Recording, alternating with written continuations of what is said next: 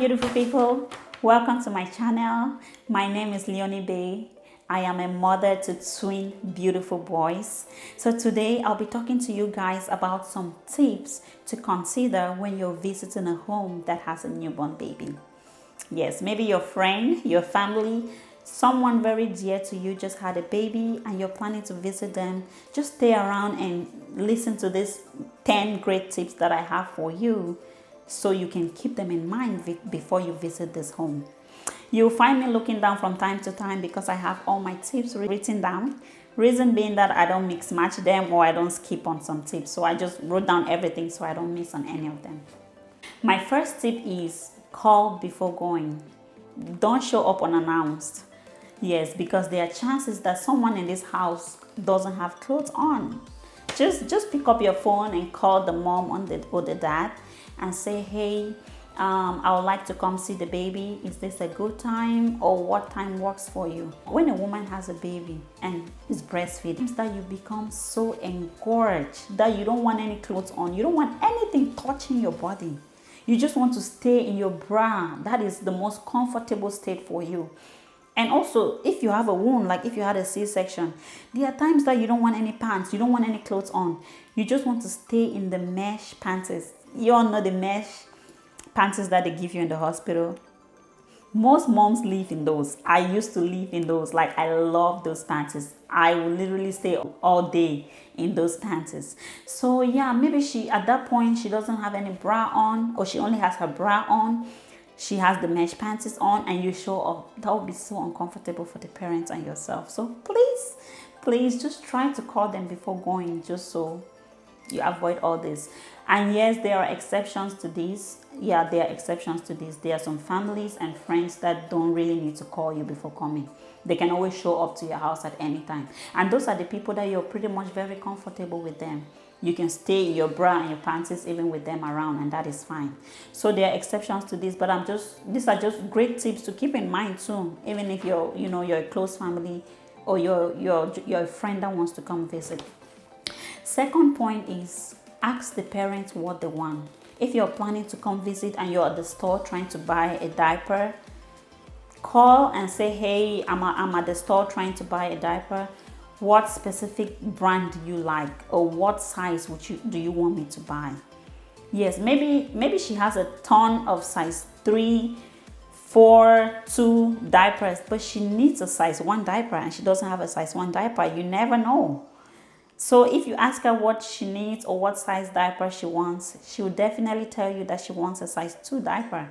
And then you have met her at the point of her need. Okay, so maybe she doesn't even need diapers. Maybe she needs something else.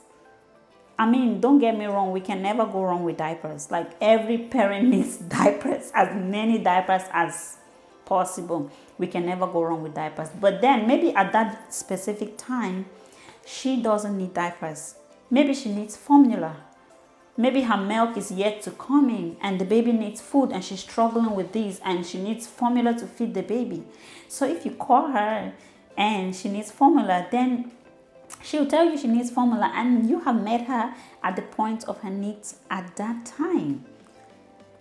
If she tells you, oh, just come, just buy whatever you want or buy anything, then yes, that is fine. You can get whatever you want. But just always ask her what she needs, because she might need something really, really specific and you have helped. She might even need food. Maybe she needs a breast pad. Maybe she needs something and she doesn't have that at home.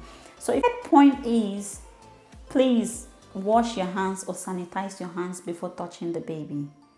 Just don't go ahead and carry the baby without washing your hands. These babies, they are still very young.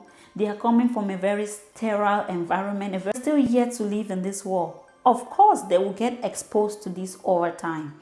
But these very first days in their life, they haven't built those antibodies yet. So before you touch them or before you carry the baby, just try to wash your hands to minimize this exposure. They will get exposed to this over time, but wash your hands before touching the baby. Next point is, do not kiss the baby on their face or kiss the baby's hands. Little babies tend to put their hands a lot in their mouth. they tend to put their hands in their mouth. And what if you've been kissing the baby's hands and the baby puts their hands in their mouth? Yeah, and don't kiss the baby's face, because you know these mouth sores that we have from time to time, those sores can be life-threatening to newborn. If you kiss a newborn and you have a sore and they catch it, that is very, very dangerous. Like, it can be life-threatening to this baby. So please, just don't kiss them. Just don't kiss them. The only person that is allowed to kiss their baby is the mom. And this is because she has antibodies that she's passing on to this baby through her breast milk. She has good bacteria that she's passing on to this baby. So she cannot really affect her baby. My next point is be a useful visitor. Yes, don't be a visitor that needs to be entertained or cooked for. This mom is going through a whole lot during his very early days. Maybe she's trying to figure out breastfeeding. Maybe she's trying to figure out this whole new feeling. Maybe she's trying to maybe she hasn't slept all night. Maybe she's been up with the baby all night and she's very tired and she's very sleepy. So be a useful visitor. When you visit, ask this mom what she wants you to do. Some moms don't really feel comfortable asking people to do things for them. They don't want to inconvenience you, or they just don't know how to ask. So you be the person to ask her, hey mom, what do you want me to do for you? Hey, I see dishes in the sink. Do you want me to wash those for you? Hey, do you have laundry that you want me to, iron and fold for you? Ask her what she needs. Maybe she just needs you to hold the baby so she can go take a nap. You don't even need to ask. You can just say, hey, I know as a newborn you probably haven't slept all night. Give me the baby. I can carry the baby. You go rest. Go have some time for yourself. Go take a nap. Be a useful visitor. Help her out. Do things. Don't wait for her to ask you to do things for her. She probably will never ask you. She probably will never ask you to do any of these things for her. So ask her what she needs and, help her around. Help her cook if you can. Help her clean the house. Just do something. Be a helpful hand to her when you visit. So my next point is, do not give unnecessary advice to this mom on how to handle her baby. Like, be kind to moms. This thing is probably new to them. Maybe they've never been parents before. Maybe they've never had any kids before and they're trying to figure out this thing. So be a voice of encouragement. She has had a boy before and she's never had a girl. Or maybe she's had a girl before and she's never had a boy. And this is her first male child, and maybe the child was circumcised, and the crying and everything that goes with that. She's never experienced this before and this is pretty new to her. So instead of giving her advice up and down, just value how she wants to take care of her baby. Respect the way the parents wants to do their things. Some parents might choose to start putting their babies in a bassinet or in a crib from day one. And some parents might choose to start sleeping on the same bed with their baby. That's their choice. You can offer your advice, but don't make her feel like she's a failure. Be nice about how you say it, and just be a word of encouragement to her. Just tell her. Some people tend to tell the mom all what she's doing wrong. Like some people, you visit a new mom and you just tend to tell her all what she's doing wrong. Or you're carrying the baby wrong.